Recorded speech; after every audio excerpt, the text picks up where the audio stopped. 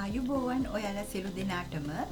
ඔන්න අදත් මං ඔයාලට රසවත් රෙසිපියක් අරගෙන ආවා.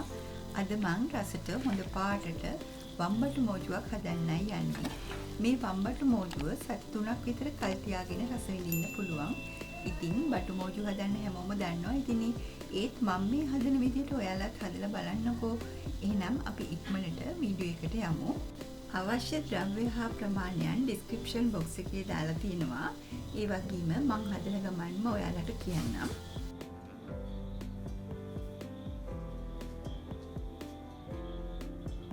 මම මෙතන වම්බටු ග්‍රෑම් 500ක් අරගෙන තියෙනවා.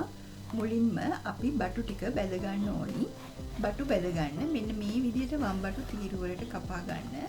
ගොඩාක් මහතක් නැතිව ගොඩාක් සීන් වෙන්නේ නැතිව කපා ගන්න ඕනි.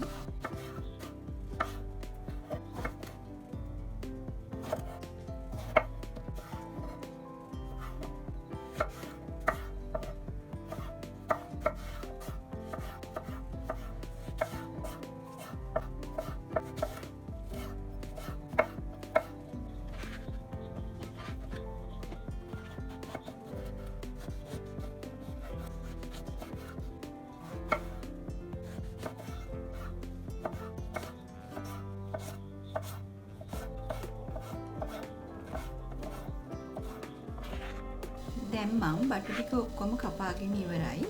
ඊළඟට මම කපාගත්ත බටු ටිකට කහ තේ හැඳි භාගයක් දාලා හොඳින් මිශ්‍ර කරගන්නවා.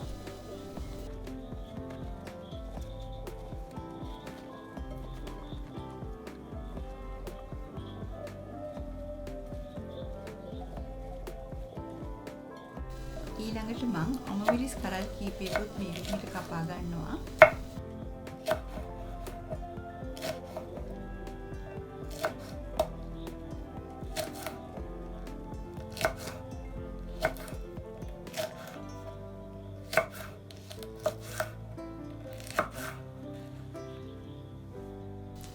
මුලින්ම බටු ටික බැද ගන්න කලින් රත් වුණු තෙල් වලට සුද්ධ කරගත්ත රතු ලුණු ග්‍රෑම් 150ක් දාලා බැද ගන්නවා.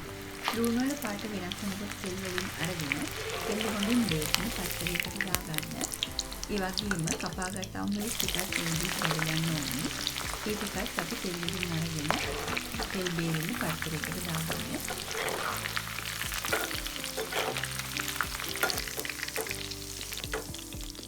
ඊළඟට මම කරපිංචා හොරකුත් මේ විදිහට තෙල් වලට දාලා බෙද ගන්නවා. මේ වෙලාවේ මම ලිපේ ගින්දර නියලත් ඉන්නේ. මොකද ගින්දර වැඩි වුණොත් කරපිංචා වල පැහැ වෙනස් වෙනවා. දැන් අපි බෙදගත්ත කරපිංචා ටිකත් තෙල් බේරෙන්න පස්තරයකට දාගමු. ඒත් එක්කම මම රම්පේ කෑලි දෙක තුනකුත් මේ විදිහට බෙද ගන්නවා.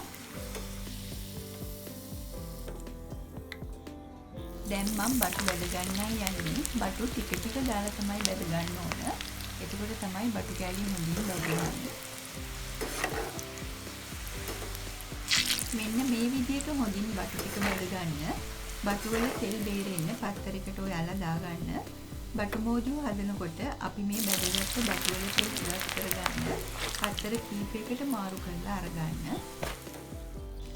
බටු මෝජුව හදාගන්න මම මේ විදිහට ඇටලියක් ලිපේ තියාගන්නවා.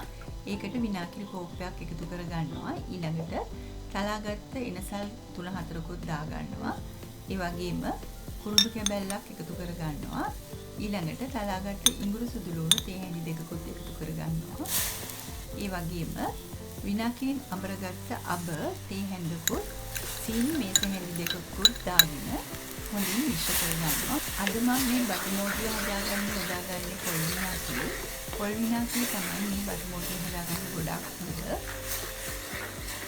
ඊළඟට මම ලුණු තේ හැඳා ඒ වගේම මිරිස් කුඩු තේ හැඳි එකමාරක් ඊළඟට බ්ලෙන්ඩර් කරගත්ත තක්කාලි ගෙඩියකුත් මේ විදිහට එකතු කරගෙන හොඳින් මිශ්‍ර කරගන්නවා.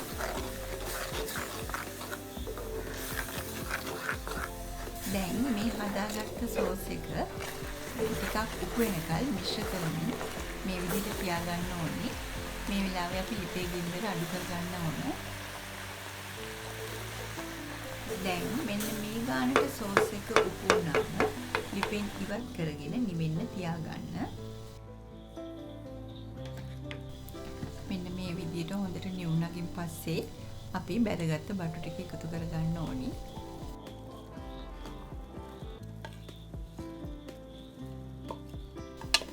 ඊළඟට බැදගත්ත ලුණු ටික, ඒ වගේම කරපිංචා, රම්පේ දාගෙන මේ විදිහට හොඳින් මිශ්‍ර කරගන්න ඕනේ.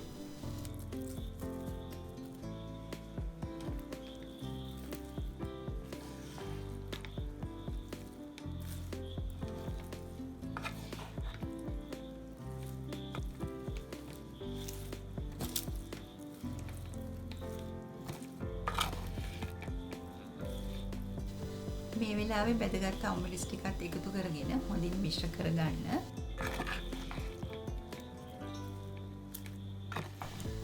මේ බටු මෝජුව හරි සුවඳයි.